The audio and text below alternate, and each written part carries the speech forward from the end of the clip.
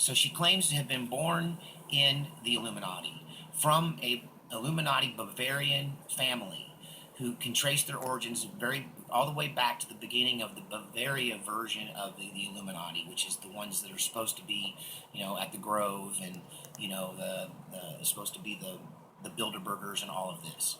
So she claims that she had a relatively normal childhood, although she was raised mostly by other people because they were very wealthy, and that she had gone to, uh, uh, you know, where they parochial school or whatever, not parochial school, private school, and that she didn't live at home and didn't know her parents much until she was 13. When she was 13, she was taken, she says, to Rome, where they walked through a series of catacombs under the city and hallways and passageways underground until they ended up in an Illuminati room, like a cathedral or a satanic church. And she claims that the Illuminati are Satanists, that this is all about Satanism.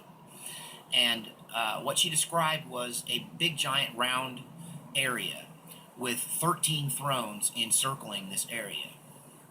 And the 13th throne was empty.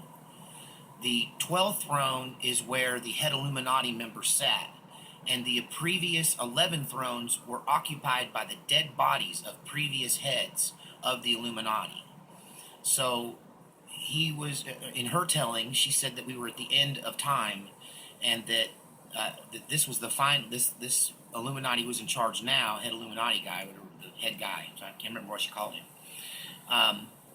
The master. She called him the master.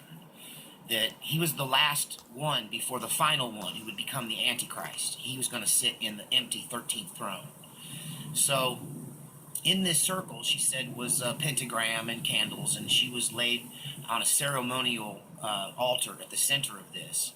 And then while everyone watched, this large group, including her family, she was raped by this, well, she gave herself willingly to this 12th master who impregnated her with her first child in that ceremony, where she lost her virginity and was impregnated.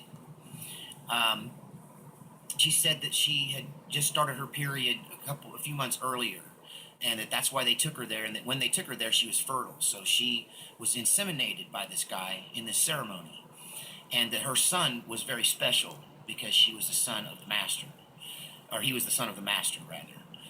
And she was chosen because she was of a pure bloodline that went back to royalty in Bavaria. So, flash forward, she's given an arranged marriage to a slightly older man. I think she was 13 or 14 when they got married. And I don't believe they were married in the States. They were married in another country. I think it may be Germany. At any rate, her and her husband were trained and had a job in the Illuminati, and they were MK Ultra trainers.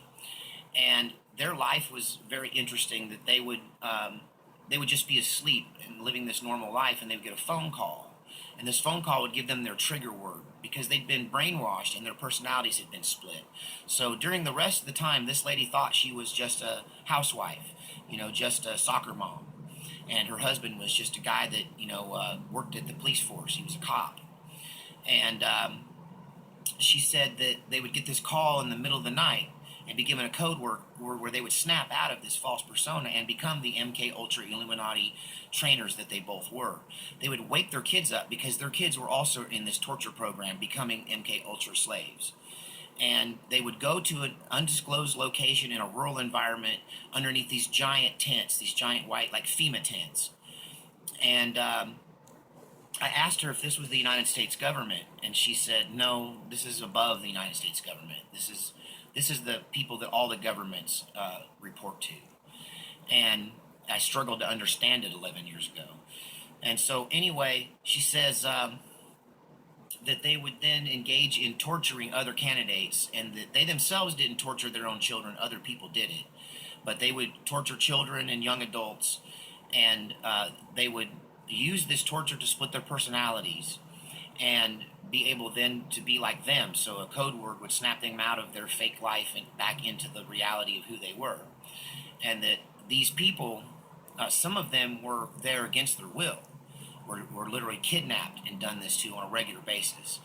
Um, so at first she was in charge of torturing, and it was her job to torture other people. And I tried to probe her heart about how that made her feel, and I could see that at one time she had no conscience, but at some point she grew one. So it bothered her now, but she admitted that it was her job then. It didn't bother her a bit. That it was part of what the big picture was. So they would train these people, and when they got them to where they could turn them on and off like that, then they would start giving them weapons training, martial arts training, firearms training, and eventually she was promoted out of torture into firearms training, and she claimed to be an expert firearms expert. And being a gun guy myself, I queried her during that 4 hours, and I believe that she was very well knowledgeable, even more knowledgeable than I am about military grade weapons. She knew a lot about automatic weapons and the various forms they come in. So, at any rate, being a curious guy and being a little scared but from her story, I went straight to, okay, so what is the end game?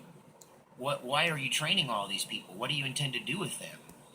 And she, in those uncertain terms, said, oh, they're going to overthrow every government on earth and create a one world government and take over. We've been planning it for hundreds of years. And it took a long time to build the infrastructure.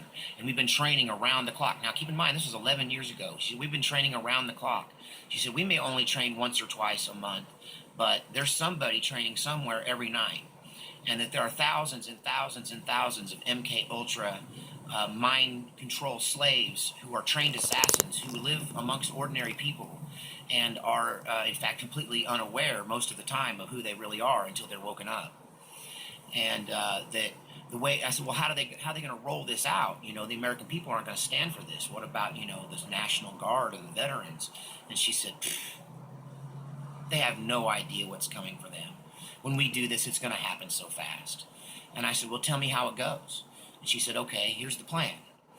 The plan is there will be some event or series of events that will create so much chaos in the world, so much that even the police, I said, what about the police? She said, the police will stay home. She said, it will be so bad that the police will say, I did not sign up for this, and they won't go. And the ones that do go will easily be taken out by our army. And I said, well, what's going to happen? I mean, are you going to be wearing American uniforms? Is this American military? And she goes, no.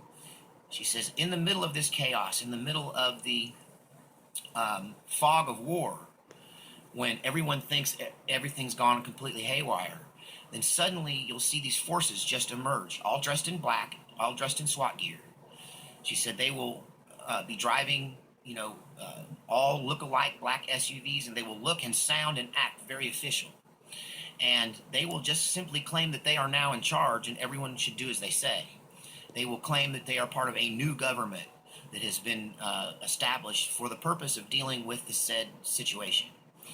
And that the police would either work with them or be quickly eliminated if they didn't. And that the military is not going to get involved because they follow orders and no one's going to give them an order to get involved. That order will never come. And that they will simply transfer their allegiance from the United States Army to the new world government that will emerge. And she made it sound like it could literally happen overnight. But I think I gathered from it that it was a process that would accumulate with them taking charge at some point, just physically showing up as the guys with the guns and the cars and the official looking uniforms. And the whole thing was the creepiest encounter I ever had, and there's the whole story. And I wish I could say